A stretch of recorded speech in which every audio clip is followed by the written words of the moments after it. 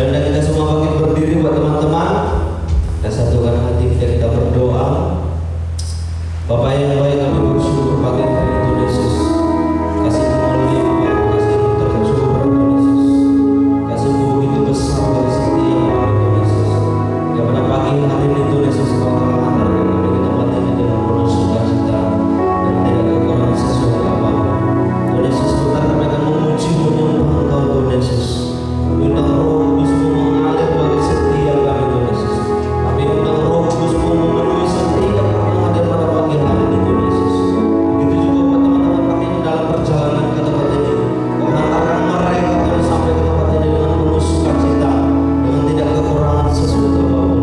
Hingga hadirat Allah memenuhi setiap kami. Kami boleh dipuaskan dengan hadirat-Mu. Kami boleh memiliki damai sejahtera yang daripada Allah. Terima kasih Bapa yang baik. Terima kasih Tuhan Yesus. Berkatilah Engkau Roh Kudus di tempat ini, memenuhi setiap kami Yesus. Kami siap memuji dan menyembah Engkau Tuhan. Di dalam nama Tuhan Yesus kami sudah berdoa dan mengucap syukur. Haleluya. Amin. Silakan duduk teman-teman.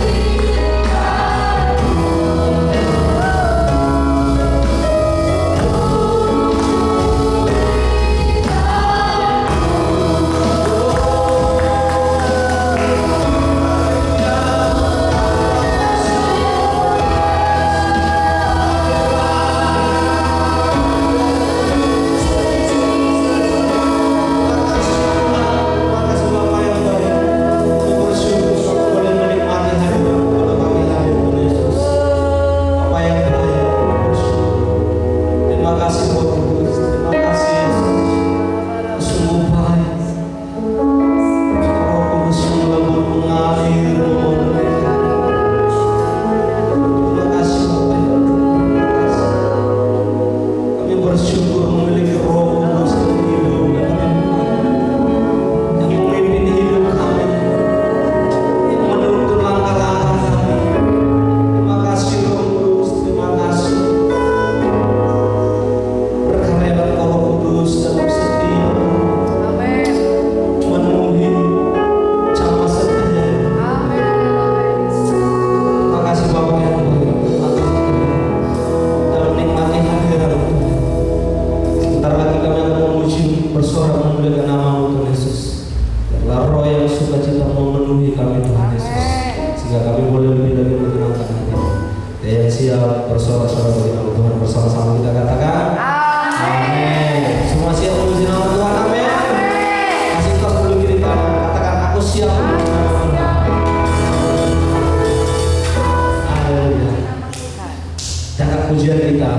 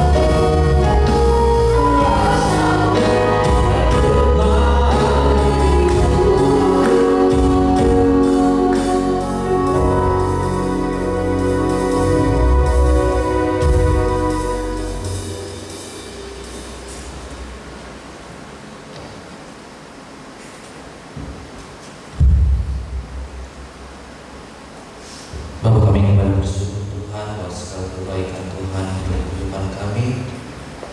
Kami percaya sembah kami, pujian kami yang boleh kami naikkan pada pagi hari ini boleh menyenangkan hati Tuhan. Sebab kami tahu Tuhan, Engkau adalah Allah yang layak kami sembah. Kalau sebentar kami mendengar firman Tuhan, biarlah Tuhan yang memurapi kami, Tuhan yang memberkati telinga kami, memberkati hati kami, agar lewat firman yang kami terima pada pagi hari ini boleh menguatkan kami, boleh mengubahkan kami Tuhan. Hamba-Mu yang mempercayakan sebagai saluran firman Tuhan pada pagi hari ini, Tuhan yang memperlengkapi, Tuhan yang mengajari, Tuhan yang membimbing, sehingga hamba-Mu boleh melakukan yang terbaik pada pagi hari ini Tuhan. Terima kasih Bapa, kami mengucap syukur. Kami sudah berdoa dan kami siap mendengarkan firman Tuhan. Yang percaya bersama-sama kita katakan amin. Kami persilakan.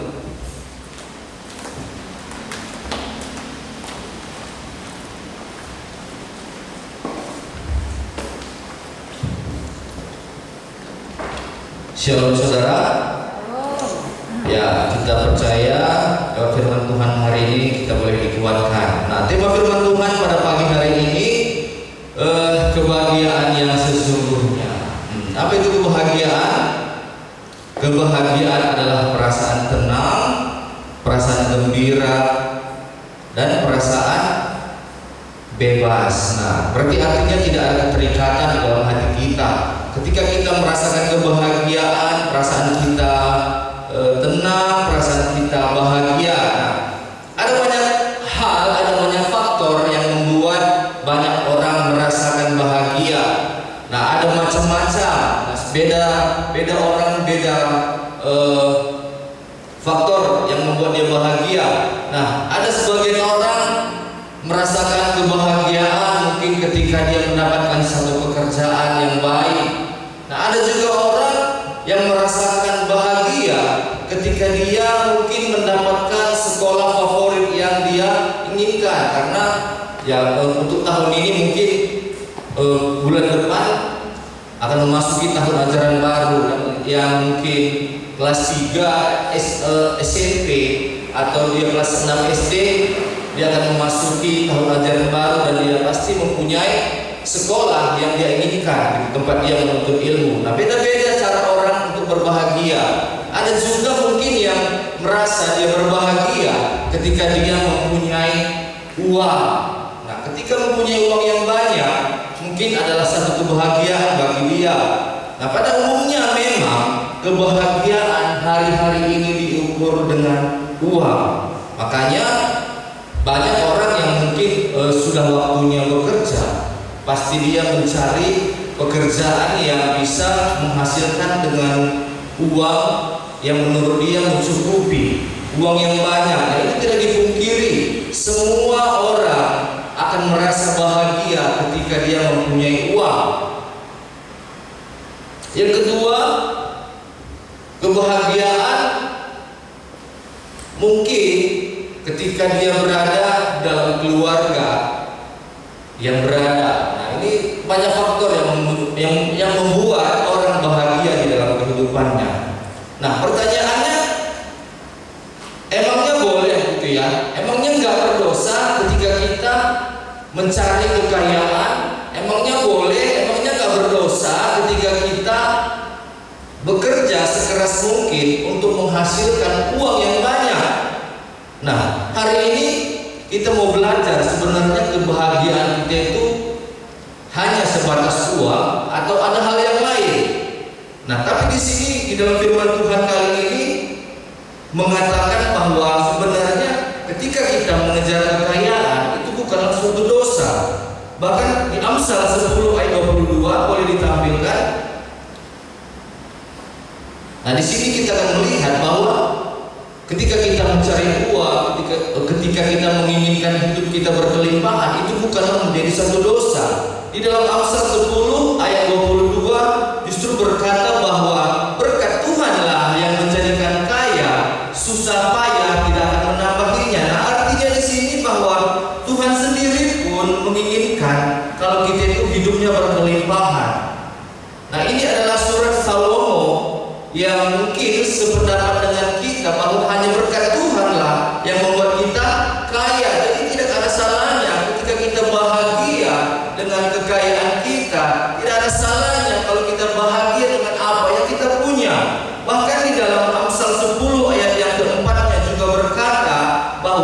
tangan yang lamban membuat miskin, tetapi tangan orang rajin menjadikan kaya. Nah, artinya apa di sini?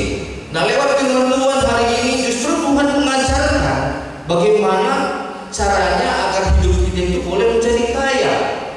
Nah, firman Tuhan ini mengajarkan bagaimana caranya agar hidup kita juga hidupnya berkelimpahan. Jadi tidak ada masalah ketika kita mencari uang, ketika kita mencari kekayaan. Nah, ini tidak ada masalah, tidak menjadi suatu dosa. Sebab firman Tuhan juga menginginkan setiap anak-anak Tuhan yang mengenal Tuhan itu hidupnya berkelimpahan. Bahkan caranya pun dikasih tahu lewat Amsal 10 ayat 4 ini. Ketika orang rajin, maka hidupnya akan hidup berkelimpahan. Nah, saya percaya tidak ada orang yang malas hidupnya berkelimpahan. Itu mustahil, kecuali mungkin diturunkan oleh keluarganya, oleh orang tuanya. Tapi kalau saya pikir juga ini nggak akan bertahan dengan lama. Kalau memang dia orangnya malas, walaupun orang tuanya kaya, mungkin kita sebagian besar hidup mungkin di tengah-tengah keluarga yang hidupnya berkelimpahan. Nah, kalau kita malas, percayalah suatu saat harta kekayaan yang kita nikmati dari hasil orang tua kita akan habis begitu saja.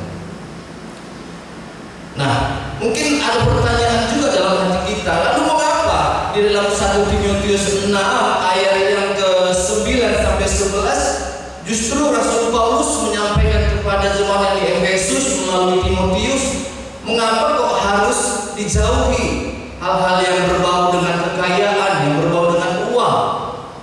Nah, hari ini kita mau belajar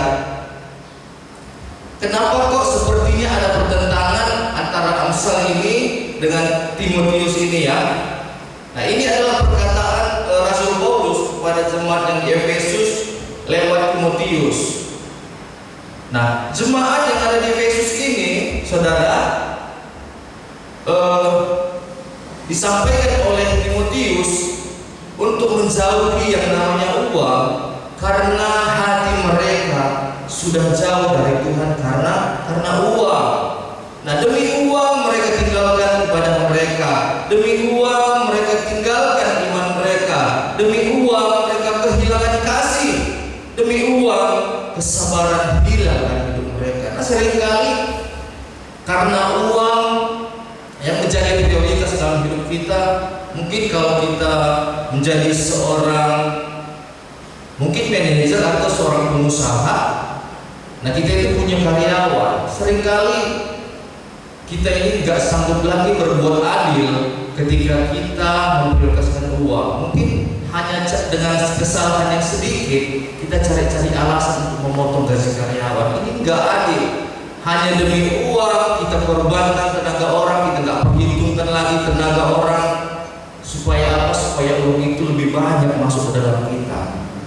Nah, itu sebenarnya makanya mungkin seperti ada pertentangan antara di Amsal ini dengan di Timotius ini. Kenapa di Amsal mengajak kita untuk hidup diberkati, bahkan diberitahukan caranya bagaimana supaya hidup kita diberkati. Tapi di Timotius itu bahkan sebaliknya. Tentu ada alasannya seperti yang disampaikan tadi ya. Nah, tidak salah bagi anak-anak Tuhan menjadikan kekayaan satu kebahagiaan. Nah, namun kebahagiaan yang sesungguhnya bagi kita adalah ketika kita menjadikan Allah menjadi Tuhan di dalam hidup kita. Mari kita buka di dalam Mazmur 144 ayat 15. Di dalam Mazmur 144 ayat 15. Nah, demikian firman Tuhan, berbahagialah bangsa yang demikian keadaannya, berbahagialah bangsa yang Allahnya ialah Tuhan. Nah, di dalam Mazmur 144 ayat 15 ini, saudara, ini adalah sebenarnya nyanyian Mazmur Daud. Nah, Daud menyatakan bahwa karena menjadikan Allah sebagai Tuhannya lah dia mendapatkan kemenangan. Kalau saudara baca nanti di dalam Mazmur 144 ayat satunya ini naik ke atas. Nah, ini adalah hal di dalam ayat ini adalah hal yang dirasakan Daud ketika dia menjadikan Allah sebagai Tuhannya. Pertama, dia merasakan pemeliharaan Tuhan. Ketika kita menjadikan Allah sebagai Tuhan kita, maka hidup kita terpelihara. Amin. Kita percaya ketika kita menyatakan bahwa Allah adalah Tuhan kita, hidup kita dipelihara. Yang kedua, hal yang dirasakan oleh Daud ketika dia menjadikan Allah sebagai Tuhannya, Daud merasakan dalam ketenangan. Tuhan melindunginya, bahkan Tuhan membebaskan dia dari pedang. Dan saya percaya kebahagiaan yang dialami Daud adalah kebahagiaan yang sesungguhnya yang kita rasakan juga hari ini. Amin. Ketika kita menjadikan Tuhan, menjadikan Allah sebagai Tuhan kita, maka hidup kita terpelihara. Tidak ada yang bisa ganggu kita. Ketika mengandalkan Allah sebagai Tuhan kita, ketika dalam masalah Tuhan memberikan jalan keluar. Mungkin banyak yang sering terjadi di dalam kehidupan kita, seperti kami juga ya, di dalam usaha kita sering ada beberapa orang yang sering cerita, ini pembeli juga sih, cuman sering yang membingungkan, mungkin nggak tahu kenapa sering pembeli itu datang bilang, kalian kok udah 2 hari ditutup, sementara kita itu buka. Nah ini kan sebenarnya ada satu pertanyaan dalam hati kami, kenapa kok kita buka tapi orang lihatnya kita tuh tutup. Itu ada hal-hal yang memang mungkin persaingan antara pedagang seperti itu ya, yang mungkin menggunakan hal-hal yang tidak baik. Nah tapi ketika kami mengandalkan Tuhan, mengandalkan Allah dalam hidup kami melihat campur tangan Tuhan itu luar biasa. Bahkan sampai hari ini kami sudah berapa tahun membuka usaha, tidak pernah kami kekurangan. Sampai hari ini justru kami melihat, ya namanya kita masih hidup di dunia, kita juga pasti melihat perkembangan perekonomian di rumah tangga kita kan seperti itu. Nah setelah kami perhatikan, walaupun mungkin ada sebagian orang yang menggunakan cara-cara yang nggak baik, tapi justru nggak mengurangi berkat Tuhan kok lewat hidup kami. Ketika kami menjadikan Allah sebagai Tuhan kami ambil waktu kami mungkin di pagi hari untuk menyerahkan segenap hidup kami mendoakan usaha kami doakan pekerjaan kami doakan orang-orang yang terdekat dengan kami. Nah, hal yang kami lihat itu saudara, ketika kami jadikan Allah sebagai Tuhan kami, tidak pernah kami kekurangan. Ada niat orang yang nggak baik, nggak pernah menghampiri kami. Padahal kalau dengar cerita-cerita itu, mulai dari rumah sebelah sampai yang ke belakang itu saudara, kalau dengar ceritanya semuanya mistis. Semuanya dibilang pernah diganggu sama yang memang tidak kasat mata. Semuanya bilang pernah jumpa mata dengan yang memang tidak seharusnya dilihat. Nah, rumah anak-anak Tuhan itu ketika dia menjadikan Allah sebagai Tuhannya, tidak ada kepikiran orang lain, tidak ada kepikiran, maksudnya nggak ada hal-hal atau mungkin yang dibilang goib atau apa itu yang sampai kepikiran mengganggu hidup kita gitu ya. Makanya saudara, walaupun mungkin saudara masih kebanyakan di sini masih muda, tapi saya percaya masa depan saudara masih panjang. Percayalah dan jadikanlah Allah itu sebagai Tuhan dalam hidup saudara. Saudara akan melihat bagaimana campur tangan Tuhan itu ajaib dalam kehidupan kita. Mungkin ketika kita melakukan sesuatu yang mungkin menurut kita belum mempunyai jalan keluar, tapi Tuhan itu selalu memberikan yang terbaik buat kita. Banyak contoh yang mungkin menjadi kesaksian di tengah-tengah gereja ini lewat kakak-kakak kita, yang mungkin kalau kemarin itu saya dengar ceritanya Agin, mungkin kalau dilihat dari nilainya dia nggak mungkin gitu ya, tapi ada cara yang lain yang Tuhan kerjakan, akhirnya dia berhasil. Banyak lagi orang-orang yang dari gereja ini mungkin yang berasal dari youth di tempat ini berhasil, semuanya pasti karena dengan campur tangan Tuhan. Kita melihat mereka jadikan Allah sebagai Tuhan mereka andalkan Tuhan di dalam kehidupan mereka.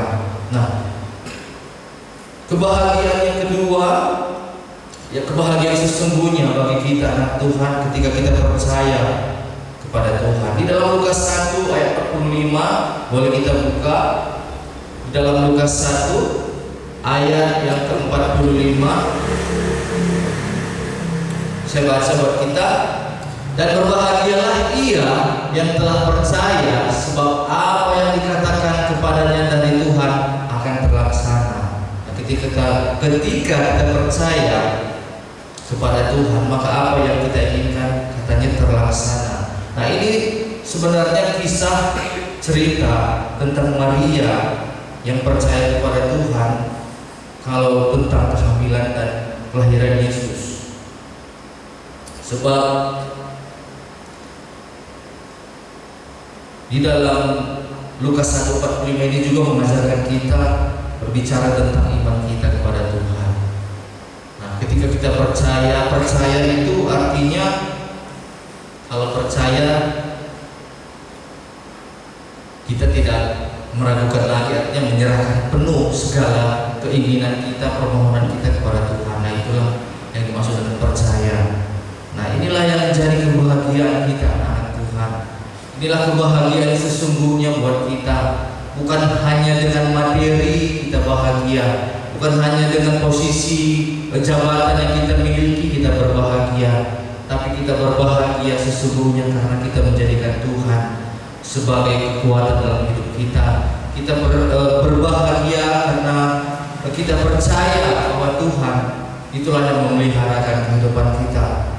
Nah, mungkin firman Tuhan pada pagi hari ini tidak saya pansangkan, yang intinya kalau mungkin saudara selama ini membanggakan kebahagiaan secara materi, nah ternyata ada lebih lagi kebahagiaan yang memberikan buat kita ketika kita menjadikan Allah sebagai Tuhan dalam hidup kita dan kita percaya kepadanya. Amin. Nah, pada pagi hari ini demikian firman Tuhan, kita bersatu di dalam doa.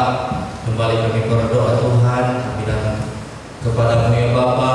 Kami mengucap syukur buat firman Tuhan yang boleh kami dengarkan hari ini. Kami percaya Tuhan, kebahagiaan sesungguhnya kami anak-anak-Mu Bapa, ketika kami percaya bahwa Allah Engkaulah Tuhan di dalam kehidupan kami, ketika kami menjadikan Engkau Tuhan dalam hidup kami, dan kami juga percaya Tuhan, hidup kami akan Tuhan peliharakan, hidup kami Tuhan akan bentengi, sehingga hal-hal yang buruk sekalipun yang ingin menimpa hidup kami Tuhan, semuanya Tuhan jauhkan. Bahkan rancangan Tuhan selalu yang terbaik buat kehidupan kami anak-anak-Mu Bapa. Terima kasih Tuhan, kami serahkan kehidupan kami selanjutnya ke dalam tangan Tuhan. Di dalam nama Tuhan Yesus kami mengucap syukur dan berdoa. Haleluya. Amin.